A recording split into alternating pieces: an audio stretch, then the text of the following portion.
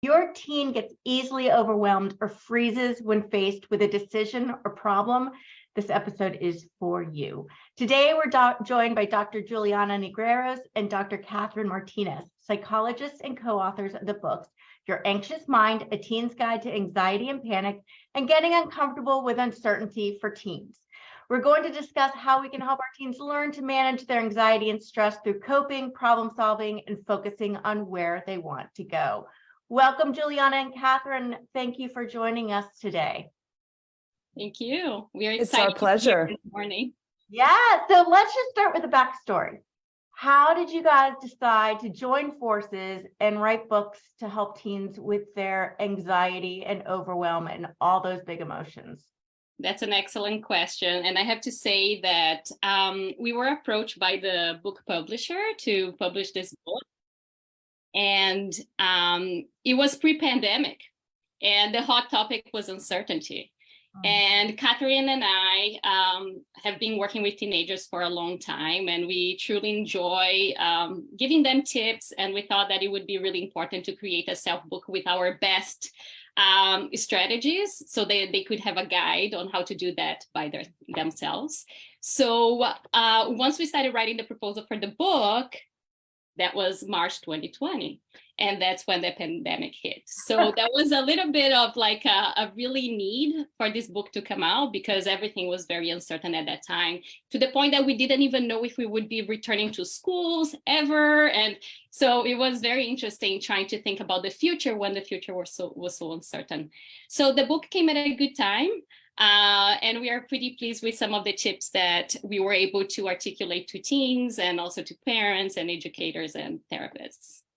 Yeah. Katherine, how about you? What was your feeling of this book?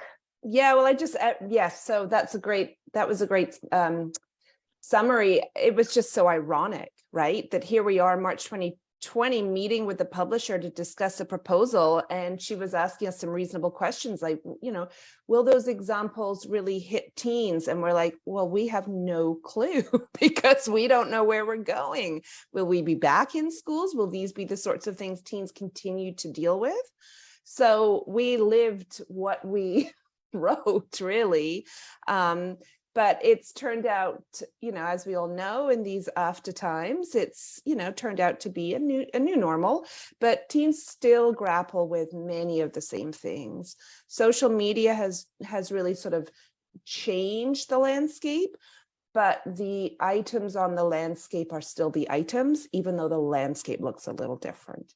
So I think these are good strategies, irrelevant of the change in landscape. I'm glad you said that because I think that's so important. Parents often say, well, things have changed so much, or this is because of this, their anxiety is because of this, or social media is causing these issues. And like you said, the issues have always been there. The landscape of which we're experiencing them changes, but the actual dynamics and what's going on in our brain and what's going on in the adolescent brain and dealing with uncertainty. I mean, the pandemic definitely put us to the test, right? Adults too. What did you see the most with teenagers when it came to the uncertainty of the pandemic? How are kids coping with that? My sense from seeing my clients and even seeing I've got 2 teenage sons was initially, kind of shock and disappointment and just, suddenly grappling with, after the first few days and weeks of woohoo, no school to holy crow, no school. Like, what does this mean? I'm stuck at home with you guys or whatever it is, right? And then we get beyond that first period. Was really loss, especially the older teens, the teens in sort of grades 11, 12, that loss, the loss of the prom, the loss of the grad events. And then it wasn't just that loss, it was then the loss of my first year that I had envisioned post-secondary, whether it was me having a full-time job, suddenly jobs were changing, and academics, obviously. So yeah, I think all of those pieces were there for them. And of course, what is at the heart of all of that? Uncertainty. Yeah, and I would add to Katherine, the social connections was also a loss in terms of being able to see people face to face. Teenage years is the time where you want to socialize. That's the most important thing for most of teenagers, and they weren't allowed to do that. And if they did, there were so many rules that they would be so mad at their parents or at the system for this happening in that time that is so short for them, that they envision having this really great time going to parties or socializing outside of school that they were unable to do. And I found that many of them, from being anxious, so having an anxious presentation, when I first started seeing them, they started becoming depressed. Yeah. So there was kind of this changing presentation. It wasn't just, oh, I'm worried about this, but I'm really sad and there aren't many things to look forward to. And I just feel at a loss. So that was a really hard time for them that I feel that right now they are recovering from it. It's still, a working in progress, but is much better than the first 2 years. Yeah. And I think we also in the psychology community are figuring things out, just reading the news and listening to kind of what's going on with, in our field throughout those 2 years.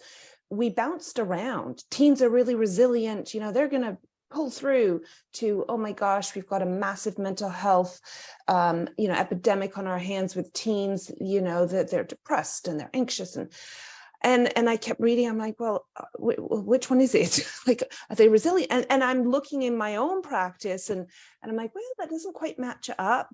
Some are resilient, sure, but some aren't. And then some are really struggling and some aren't. So I think, and I think we're still figuring it out. Now, we're 3 years on, or lost track, frankly, where we are, but yeah, we're 3 years on. And where are teens? I don't think we yet know. I think, those ripples are still happening and we're still figuring it out. And I think the bottom line is probably it's going to be all of the above and none of the above, because we are unique and there are many of us.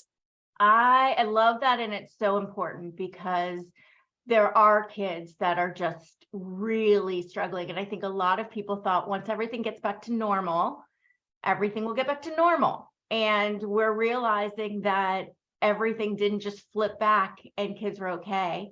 I think a big problem, and I'm going to guess you guys agree with me, is because a lot of the problems already existed before the pandemic.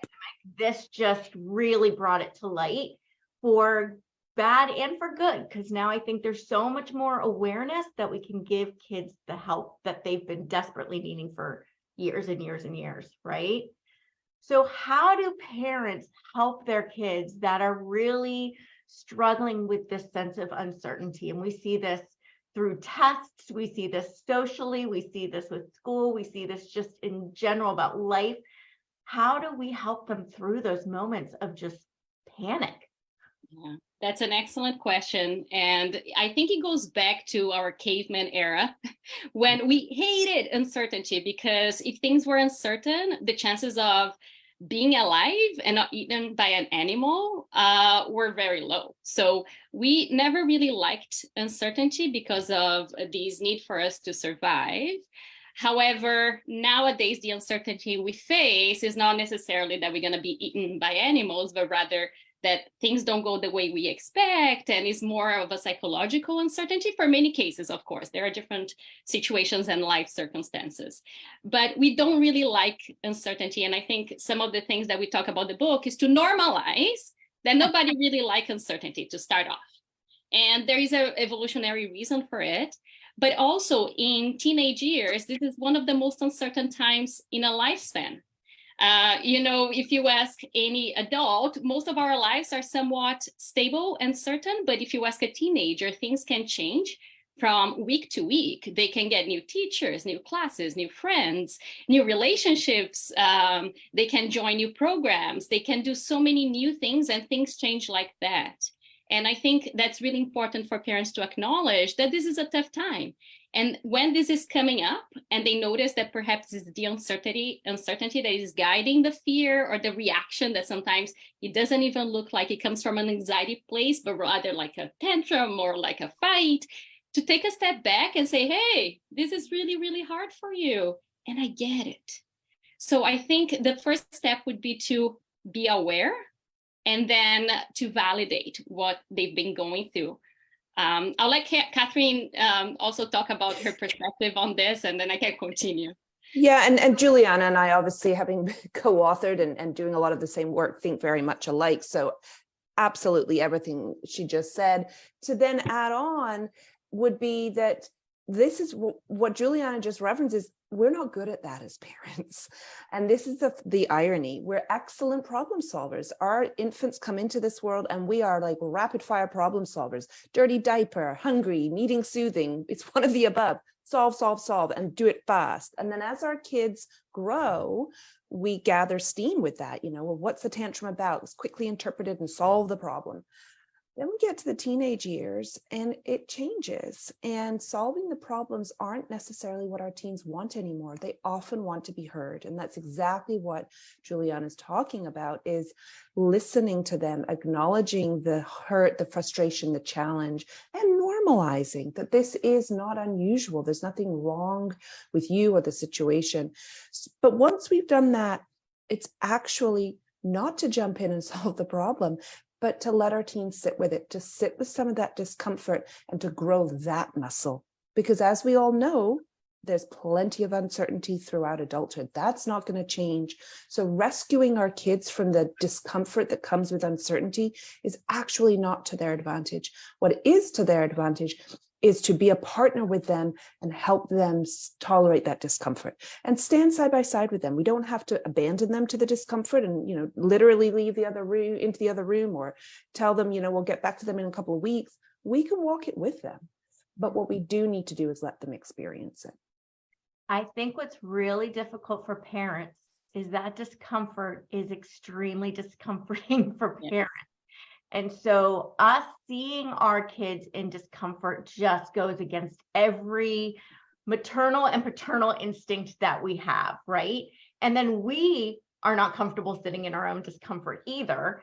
And so we want to fix it. And so I see, and I know in your practices too, this is something that I'm working with parents all the time, but to do it's just so hard, and they end up just going in and trying to fix anyways, or trying to even just say, oh, it's not so bad, or which undermines the experience that they're having, right? And kids then feel like, oh, mom and dad don't understand me.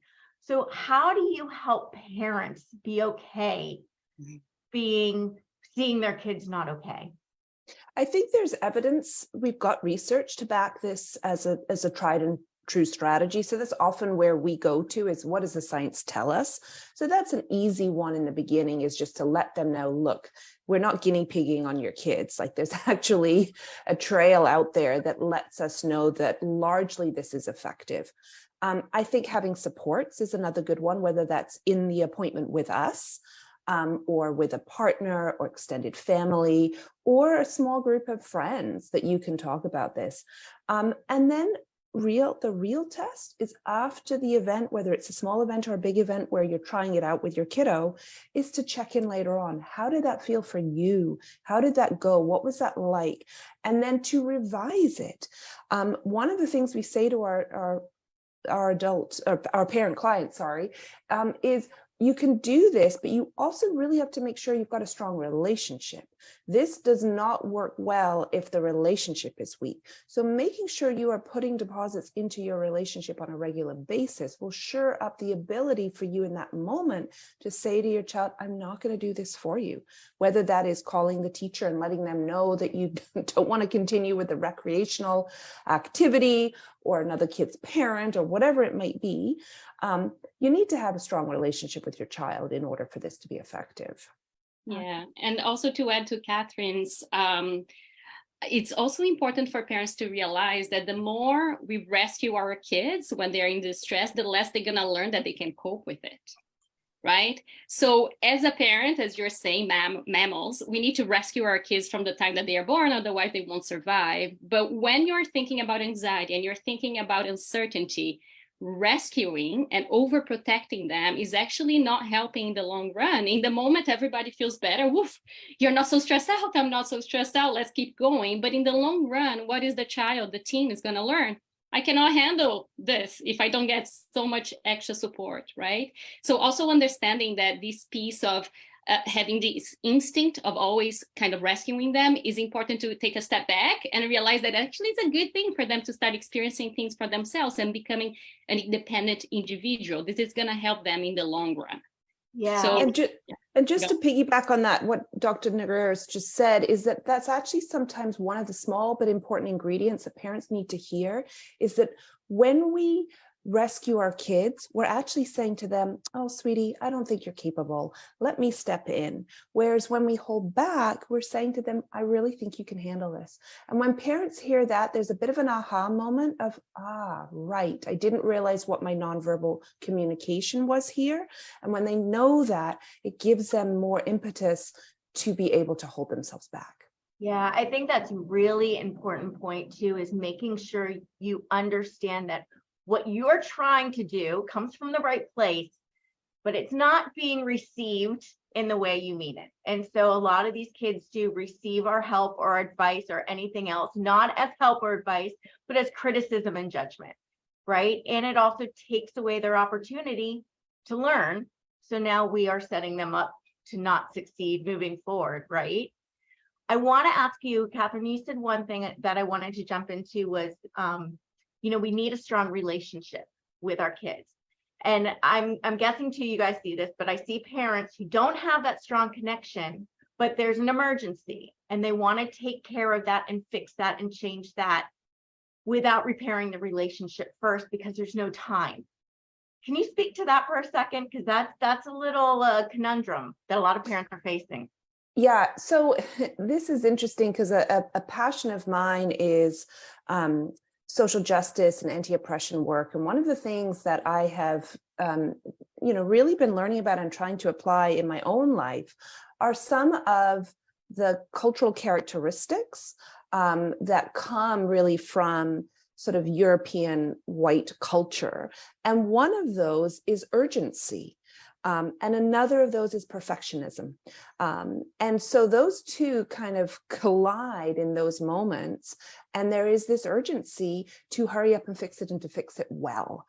And I remind myself, and I always say to all the parents I've ever worked with, my greatest learning curve was not the first 10 years or 15 of graduate training and work, it was having kids. And so my oldest is 16, and I feel like I've been on a 16-year course of learning, and I live and breathe this too. And I sometimes, that sort of rescue, I'm holy cow, I'm holding myself back. And in fact, something happened this weekend in our household, and my husband, who's an amazing parent and partner, is leaping in. Let's do it. And I'm holding him back. I'm saying we cannot rush. We need to slow down. I want to jump in too.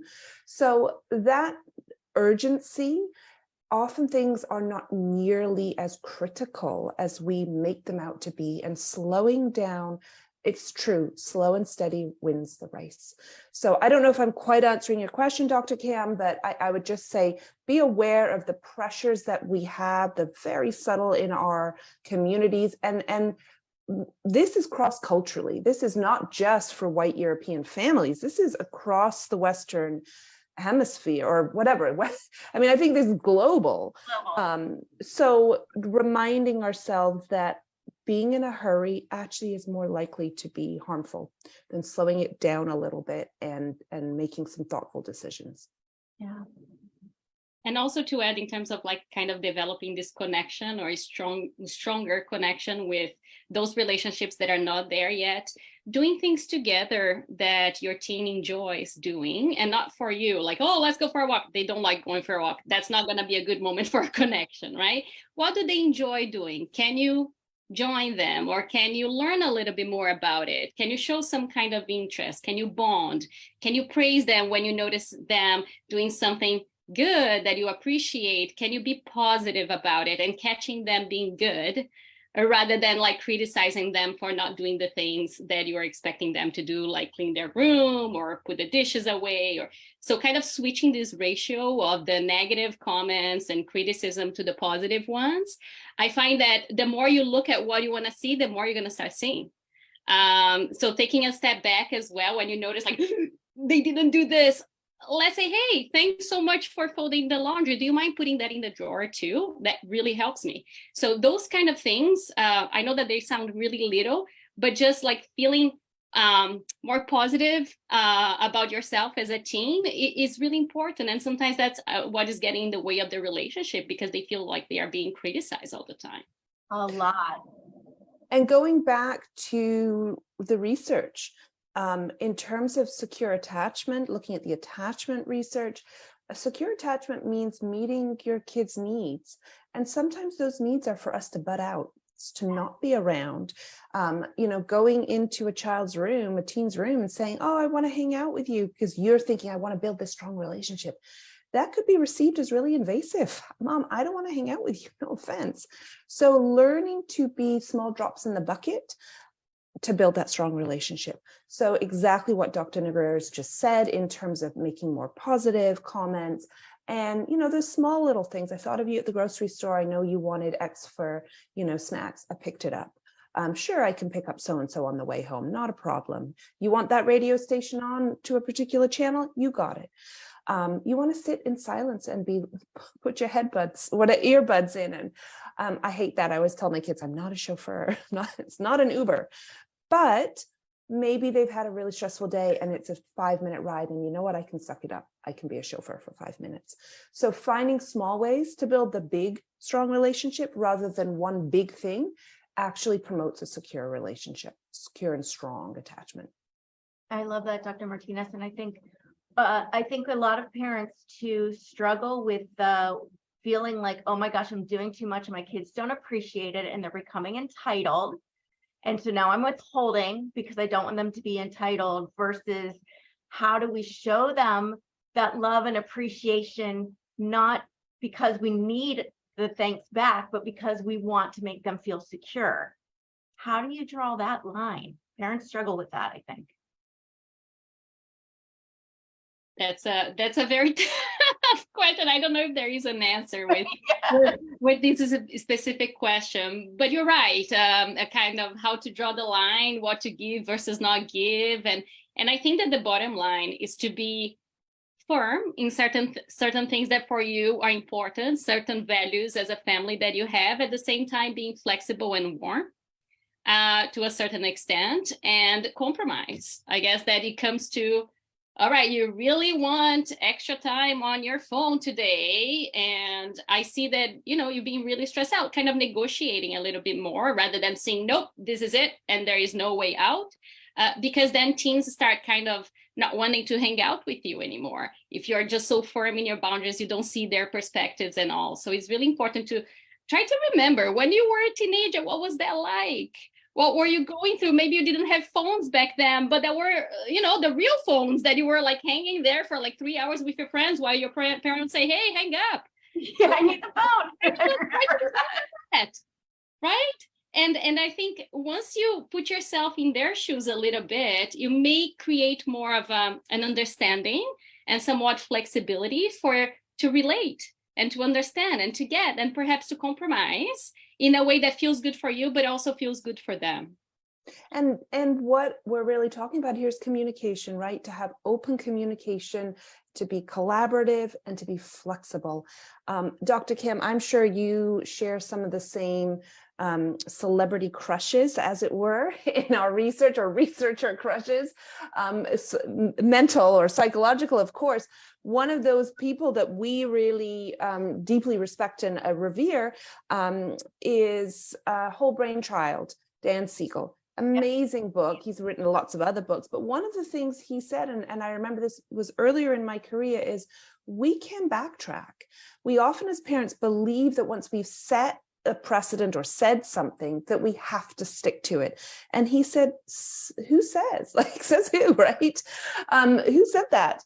And that's a key piece, right? You've set a mandate, and then your child comes to you, or a teen comes to you and says, well, I don't like that, or that doesn't work for me. And then you start thinking, yeah, I guess that kind of doesn't work. It is okay to say, all right, yes, that's true. That's not going to fly.